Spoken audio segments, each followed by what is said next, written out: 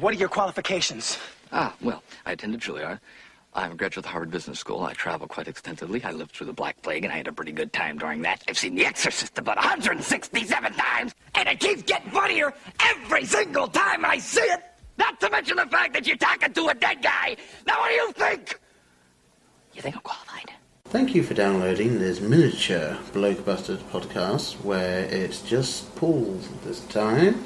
The reason that this is coming out is that we weren't able to record our regularly scheduled podcast, and we wanted to get something out. So I decided to record something about a old film that I recently watched. The film in question is Beetlejuice, the 1988 Tim Burton film, starring Alec Baldwin as Adam Maitland and Gina Davis as Barbara Maitland, Winona Ryder as Lydia Dietz, and Michael Keaton as the title character Beetlejuice.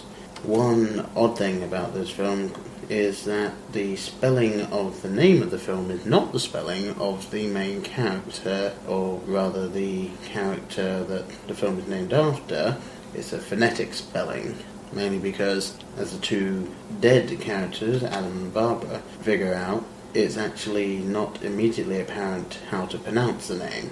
The name in the film is spelled Betelgeuse, whereas the name of the film is Beetlejuice, spelled the way you would think it was spelled. Now, this film was made with a budget of $15 million and grossed $73.7 million at the box office. And I'm sure it's doing even better now that it's on DVD, Blu-ray, and everything.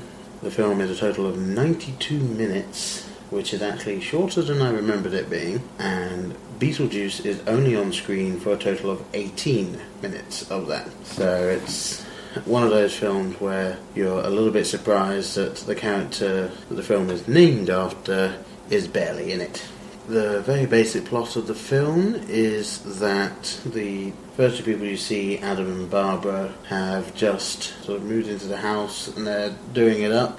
They finally pretty much finish the way that they like it and die in a car accident. And when they get back to the house, even though they don't remember how, they realise that they are in fact dead and go to the waiting room in the afterlife to get a little bit of help. By the time they come back, people are moving into their house and they're basically stuck, not being able to get them out, at which point we are introduced to Beetlejuice, played, as I said, by the wonderful Michael Keaton. And he tells them that he can get them out. But Barbara decides, no, we're going to do this ourselves, we don't need him. And then they try to get them out. And of course, it doesn't work in the slightest. In fact, what actually happens is that people that are trying to get out decide, this is brilliant, we can market this.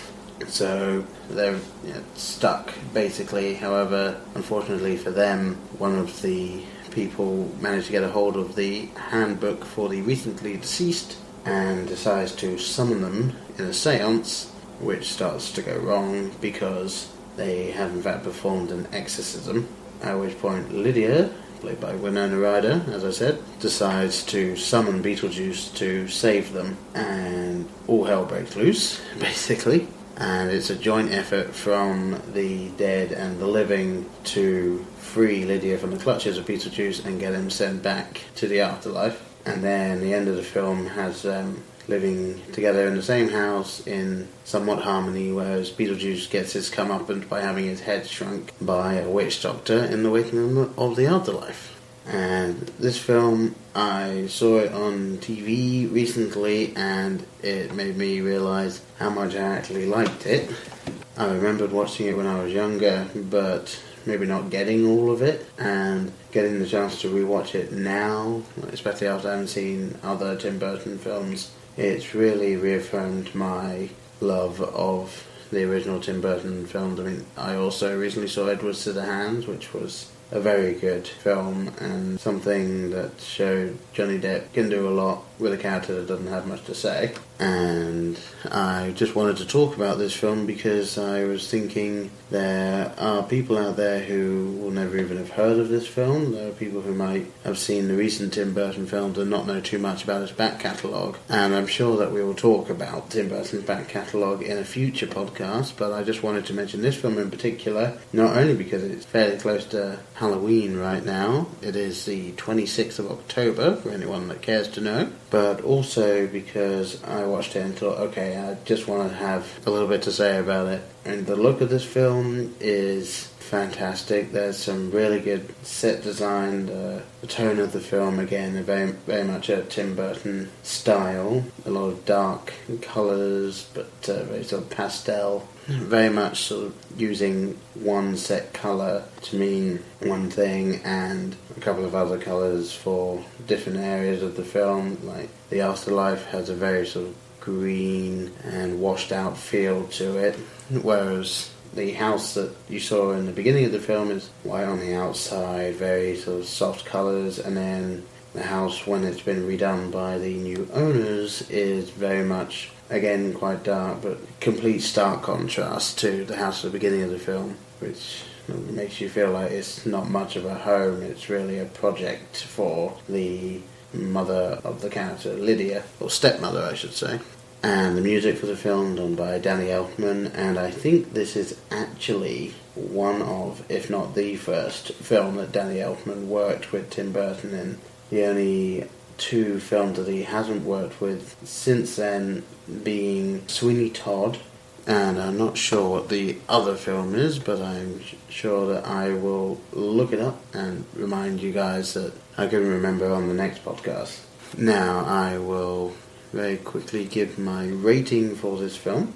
I thought about it and I ended up giving it a minus 4.5. Now, given that I've just been saying that I really like this film, I bet you're probably surprised that I gave it as low a rating as that.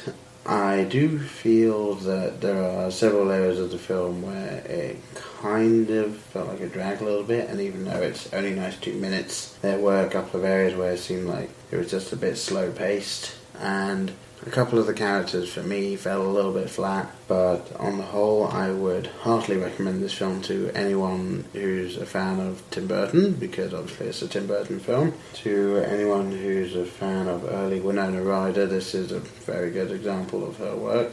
Michael Keaton is just fantastic as Beetlejuice, and it's actually because of this film that he was Batman in the Tim Burton films.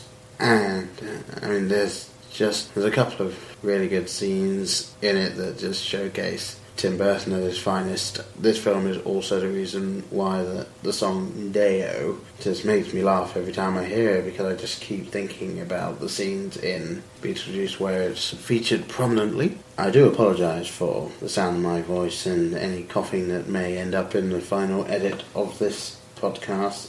I've been feeling a little unwell, as has my usual co-host, which is the reason that the podcast didn't get recorded on schedule. However, the next podcast will be coming soon and will be about the film Looper, so look forward to that one. I'm sure we'll have a lot to say about it.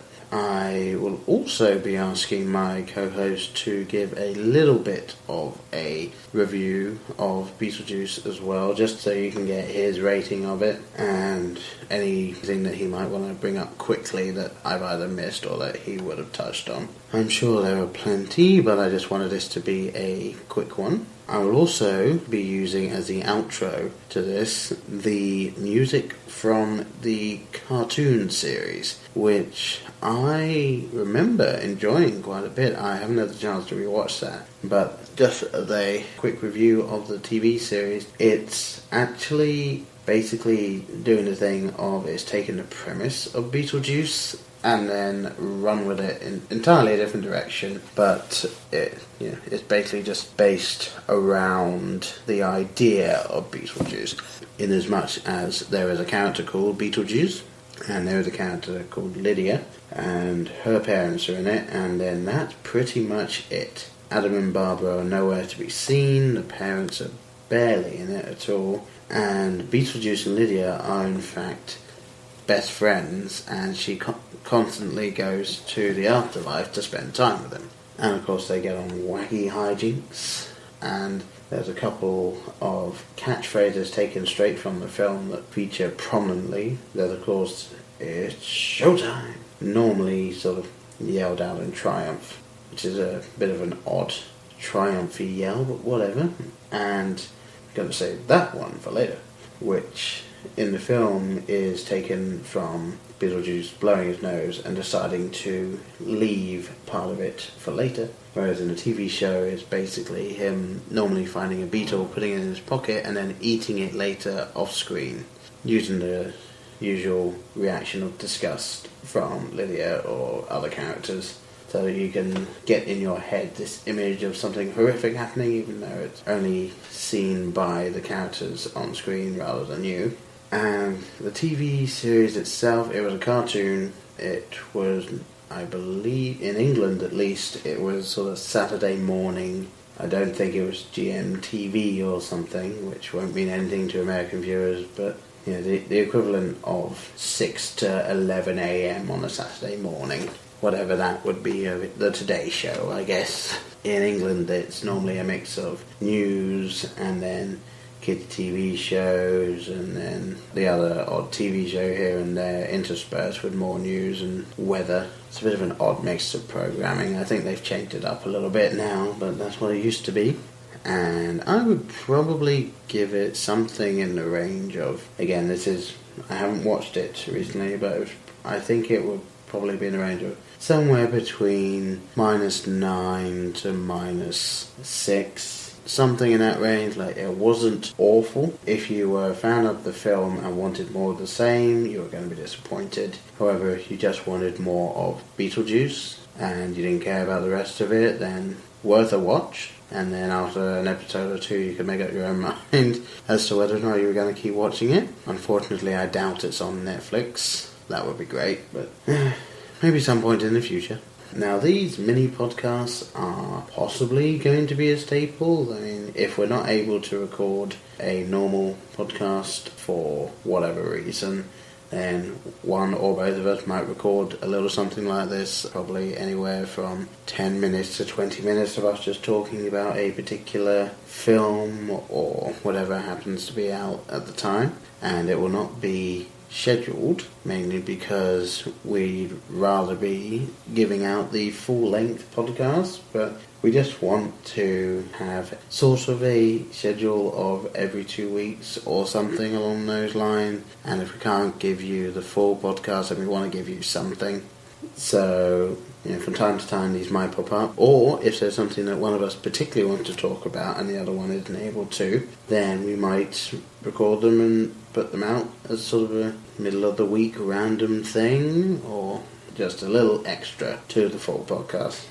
Well, I've been Paul, and thank you very much for listening to my short review of the Beetlejuice film and even shorter review of the TV series. And I hope that you guys will be listening to us talking to you about Looper very soon. And remember, say it once, say it twice, third time's the charm.